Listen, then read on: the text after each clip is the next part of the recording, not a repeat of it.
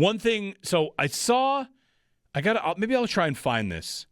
Someone sent to me, or I was, whatever, tagged in a comment from Bean, or it was somebody wrote it up in 2023.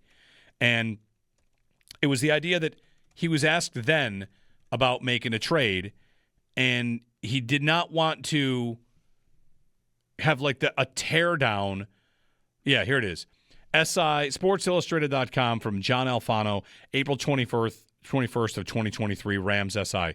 Brandon Beane wants to avoid a Rams-like teardown, is what the article says. And let me see if I can find exactly the quote. We're trying to work our way out so we don't have just a teardown. You see what that happened from a team here or there. We can't do anymore. We got to get rid of some of these huge salaries. The only way to do this is either to kick it further down the road, making it harder, or start trading, releasing, taking those hits. I'm trying to find if there's a quote in here about the Rams. So the Bills executive isn't the first higher up to criticize the Rams' team-building philosophy. Okay, right. In this article, they even say Beane's not referring to the Rams. So it's an article written about this, but he's not referring to the Rams.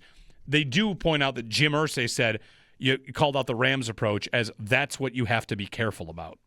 Because what do the Rams do? The Rams got really aggressive.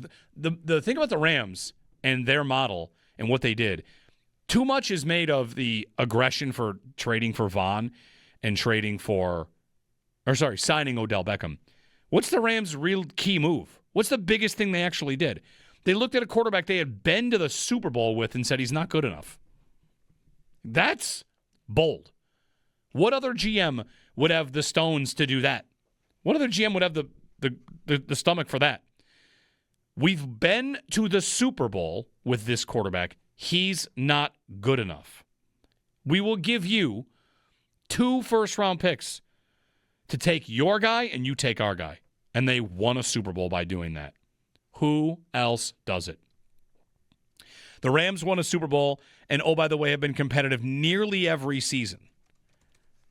That's the one thing I'd want to push back on the idea that the Bills don't want to kill their future. Like, how would you kill it? The Rams won the Super Bowl. The next year they were 5-12. Is that a Stafford gets injured year?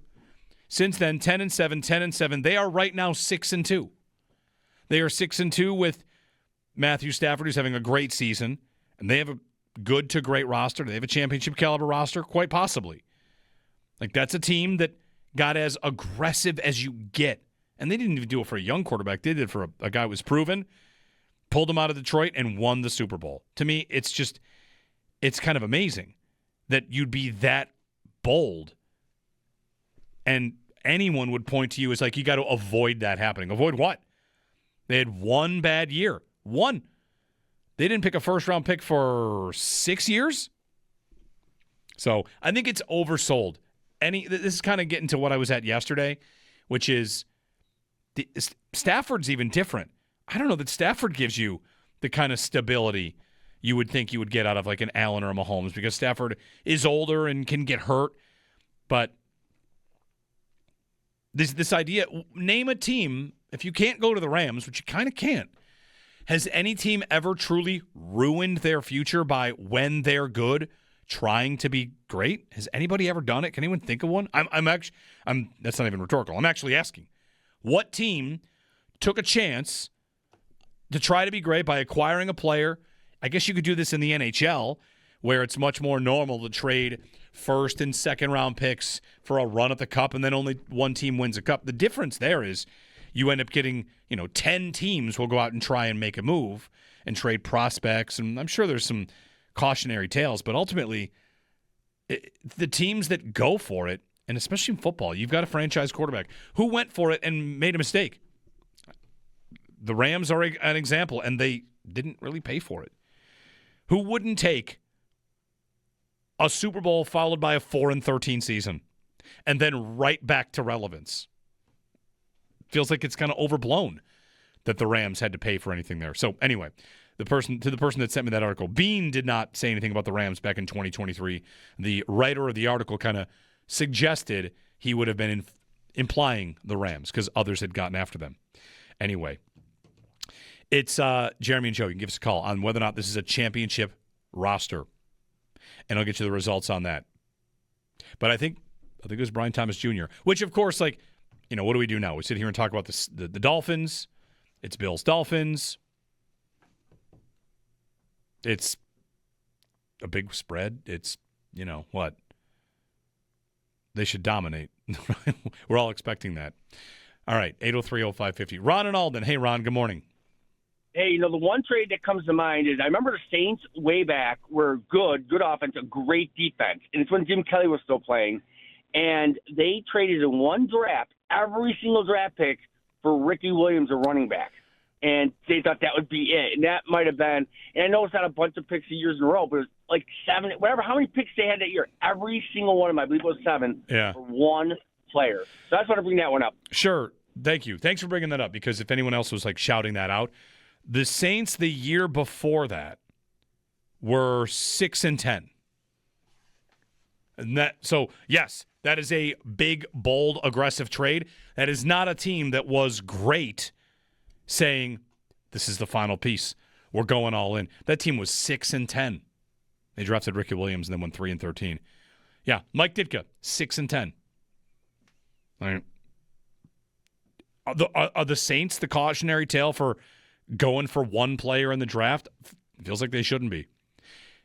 It's funny, like, this is where we do get to fantasy football. If I were to tell you right now that the Bills could trade their entire 2027, he's not available until 2027, the entire draft for Jeremiah Smith, should they do it? And the answer is, like, definitely yes. Shouldn't 10 teams do that? Their entire draft for Jeremiah Smith? Would that get Ricky Williams comparisons? I mean, a 6-10 team maybe shouldn't do it, but whoever's 13-3, this kind of gets to the Julio Jones trade. When we were talking all these years about, it doesn't always have to be a receiver, so I apologize for always kind of like going there. Make it about, a Quinnen Williams level defensive lineman. Jeffrey Simmons. If you traded your full draft to the Titans, like, here's our whole draft. We'll take Jeffrey Simmons. And you're already a 13-3 team. Sure, you would go a year without adding any new talent, and that, you need those draft picks for contracts. But would anyone think that 13-3 team is going to be, it doesn't have to be the Bills, make it anybody. They're going to be taken apart because of the deal they made? I guess this is the Colts right now, right? What are the Colts? The Colts traded 2 firsts for Sauce Gardner.